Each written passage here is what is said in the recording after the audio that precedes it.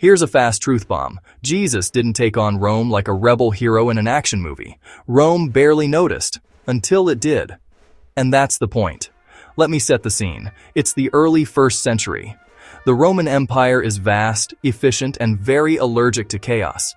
Judea is a small, tense province. Rome rules through local elites. Taxes flow up, order flows down. Enter Jesus of Nazareth, an itinerant teacher talking about the kingdom of God, healing the sick, feeding crowds, and telling people the last will be first. That sounds spiritual. Rome hears something else. Kingdom. Myth to bust number 1. Jesus was a political insurgent leading an armed revolt. No.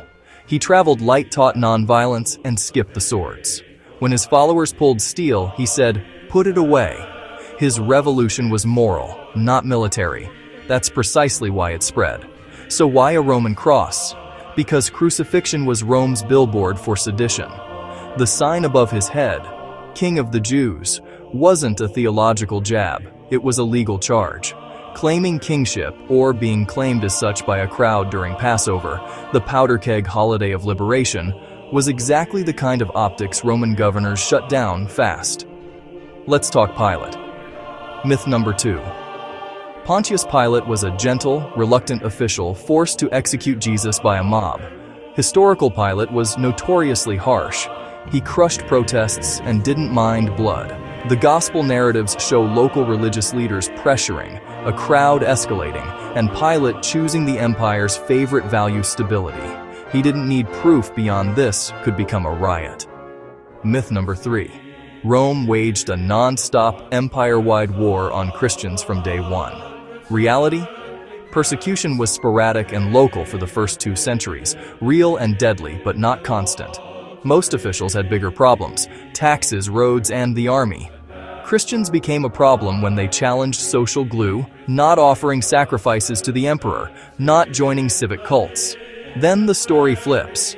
In 313, the Edict of Milan legalizes Christianity. By 380, Theodosius makes it the empire's official faith. Did Jesus beat Rome? Not with swords, with ideas that outlived emperors. The empire that executed him eventually carried his symbol on its standards. That irony is history's mic drop. But here's a subtler twist.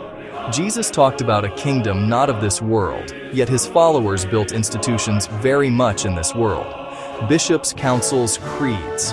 Ideas need structures to survive. Structures change ideas. The message of enemy love and table sharing met the machinery of law and power. Sometimes it softened the empire. Sometimes the empire hardened the message. Final myth. Jesus versus Rome was a simple hero-villain showdown. It was a triangle: Jesus, local authorities, and Rome, each with different fears: spiritual authority, social order, imperial stability. When those fears overlapped during Passover, the cross was the result. So what should I take away? Big systems fall to small ideas when enough ordinary people live them, and the most disruptive ideas rarely look like revolutions at first. They look like meals shared, enemies forgiven, and power redefined as service. That's how a carpenter's son outlasted an empire. Not by breaking Rome's rules with force, by rewriting the rules of what power is for.